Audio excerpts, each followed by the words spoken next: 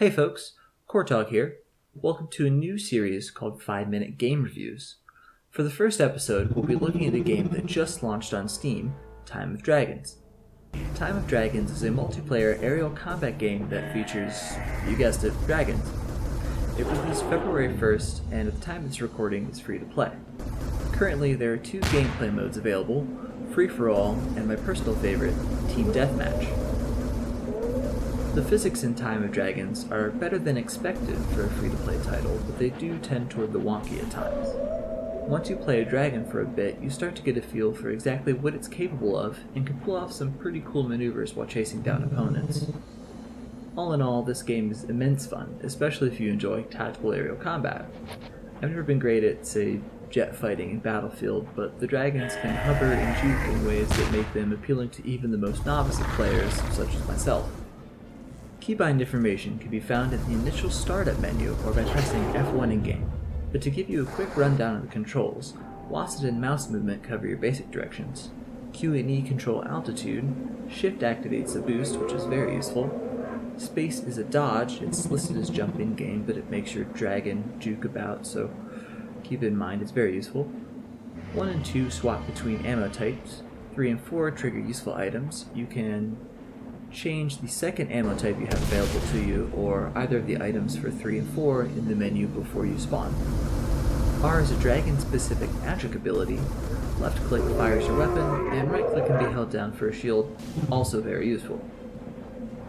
Currently, my basic strategy is to gain some altitude and snipe slower moving enemies before diving in for a kill, but you've got to be on guard for anyone that seems to be lining up shots, since all dragons can load the railgun ammo that does a ridiculous 800 damage.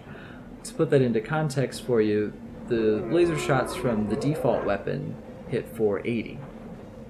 Also, you'll need to watch your HUD for a weapon heat meter on the right. That will heat up as you fire, and if you let it overheat, it'll be some time before it cools down and you're able to fire again. It depends on what ammo you have loaded, how long that takes. And on the left of the HUD, your dragon's stamina, which you drain with boost, shift. When you start the game, you get a dragon, and you can buy additional dragons with DNA. You also get a small pool of DNA and can earn more DNA by leveling up. One thing to note, if your dragon touches any of the terrain features while you're flying, you'll take damage, or if you touch any of the boundary walls, the blue hexagonal dome over the map, you'll die, so do try to avoid that. Currently there isn't much information about Time of Dragons available, but I really hope this game takes off. In the future, more maps, although it does seem that a second map was added in the February 3rd update with canyons and kind of like low, tight flying. It's very fun, but more maps and game modes would be ideal, as well as more dragon customization. If the developers were to add a map or custom game creation tool, they could grow the community immensely, but keep in mind that it is a free-to-play game, so even if it were to remain unchanged, I would still rate it 3 out of 5 for the ability to jump right in and have fun, which the game delivers on, and it does it very well. I'm going to leave you with some in-game footage, so if you enjoyed this video, leave a like or subscribe to be notified when new content comes around. 5-Minute Game Reviews currently does not have a set schedule, but there are a couple more videos coming up of some of my favorite titles.